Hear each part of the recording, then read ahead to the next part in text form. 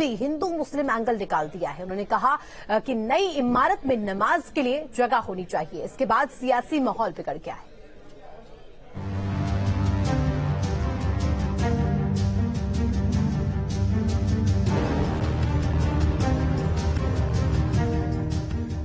संसद की 96 साल पुरानी इमारत में कार्यवाही का मंगलवार को आखिरी दिन था।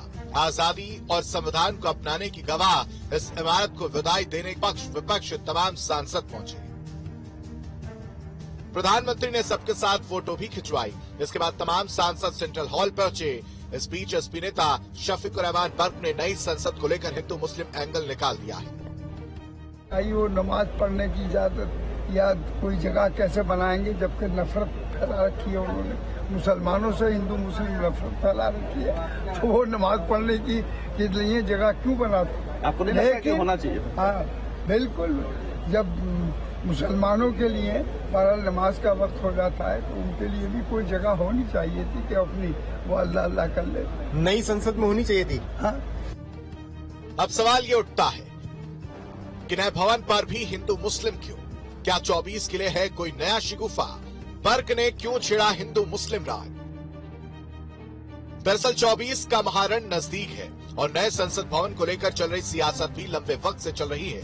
इस बीच बर्क का यह बयान इस सियासी आग में घी का काम कर रहा है।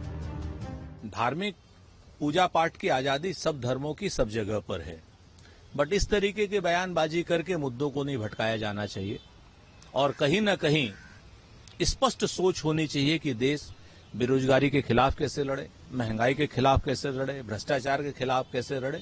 हिंदू मुसलमान के नाम पर इस तरीके की बातें उचित नहीं है। नए भवन को लेकर बर्क हिंदू मुस्लिम करने लगे हैं। जानकारों का मानना है कि बर्क ने 24 के लिए हिंदू मुस्लिम का राग छेड़ा है।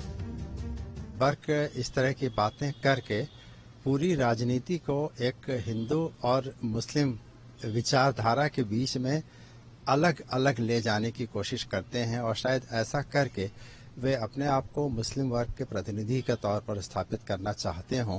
क्योंकि अगर हम इसको बहुत ही एक नैरो तरीके का व्यू लें तो विपक्ष में इस समय मुस्लिम जन समाज के प्रतिनिधि के तौर पर बहुत कम चेहरे ऐसे रह गए हैं जिनकी स्वीकार्यता पूरे समाज में हो। हालांकि अभी तक इस तरह की जितनी बातें हुई उसका कोई बहुत ज्यादा असर मुस्लिम समाज पर भी उसका पड़ते हुए नहीं दिखा है। इधर बर्क के बयान को लेकर बीजेपी भी हमलावर हो गई है। बर्क के बहाने अखिलेश पर हमला बोला जा रहा है।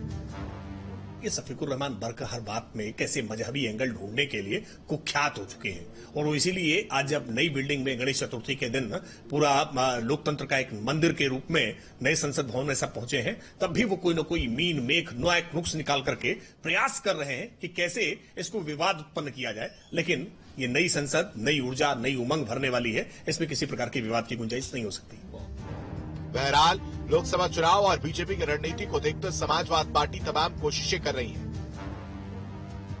इस बीच बर्क का यह बयान भी उसी कोशिश का एक हिस्सा नजर आता है। एसपी की कोशिश यह है कि किसी भी तरह से उसके वोटों का बिखराव ना हो, बल्कि उसको नए वोटर मिले। इसलिए धर्म की सियासत भी चरम पर है। Team news state. अखिलेश के स्वामी हिंदू धर्म के खिलाफ बोलते बोलते शब्दों की लक्ष्मण रेखा एक बार फिर